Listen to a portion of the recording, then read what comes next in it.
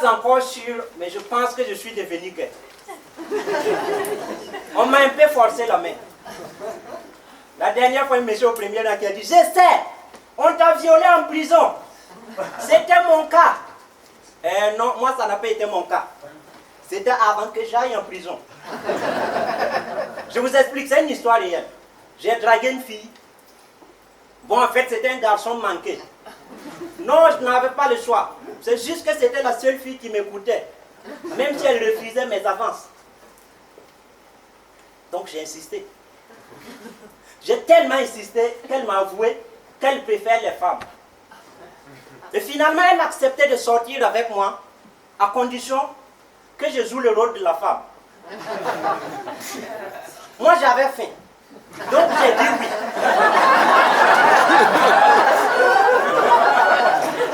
En plus, pour moi, jouer le rôle de la femme, c'est être un gentleman. J'ai pris les choses à la légère. Déjà, si tu vois sa poitrine, c'est comme son dos. Tout est plat.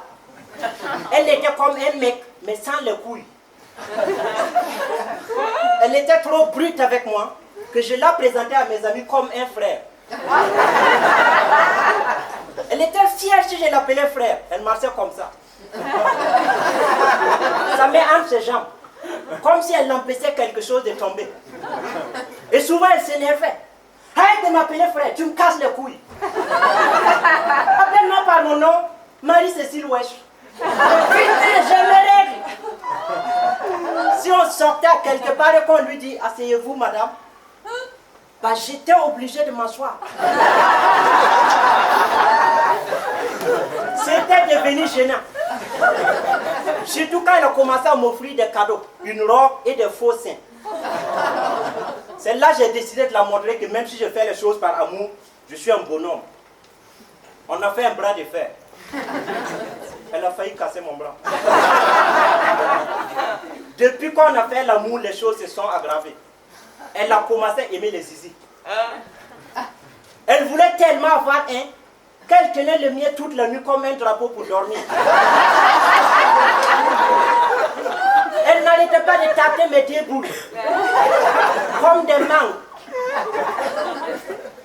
Sérieux?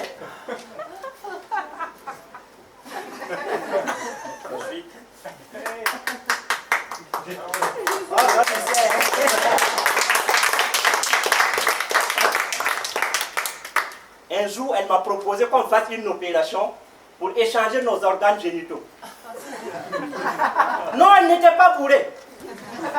Quand j'ai refusé, elle a dit une phrase qui m'a fait peur. Elle a dit, toi, même si je dois te violer, un jour je vais t'enculer.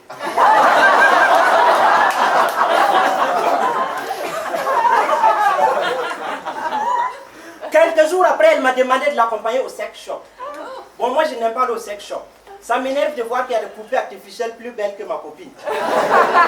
Mais j'étais obligé. Quand on est rentré dans le sex shop, elle est allée directement au fond du magasin choisir un pénis en plastique. Non, ce n'est pas le fait qu'elle maîtrise le magasin comme sa poche qui m'a fait mal. Mais le fait de choisir un pénis de couleur blanche. Ce qui m'a plus choqué, elle a choisi un pénis de 50 cm. Pourquoi un pénis plus petit que le mien?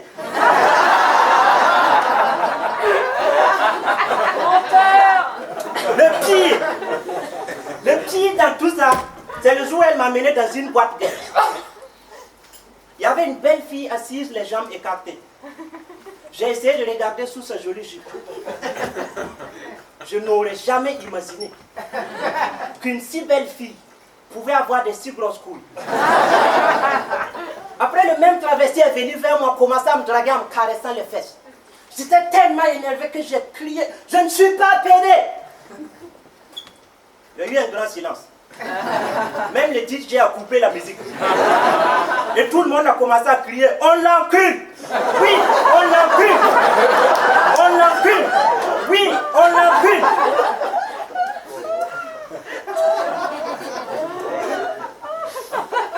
J'étais obligé de répondre, on l'encule pas. Non, on l'encule pas.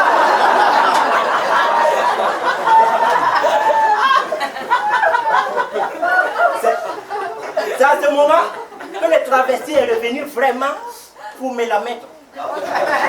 J'étais là en train de lutter, c'est non, arrête, tu vas me faire mal. C'est ma première fois. Et le mec a fait sortir du lubrifiant.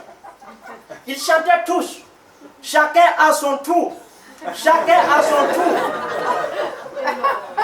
À un certain moment, le mec avait presque réussi à me la mettre.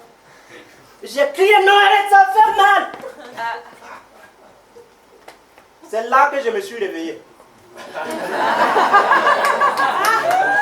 C'était un rêve. Et c'était ma copine qui essayait vraiment de m'enculer avec un zizi de 50 cm.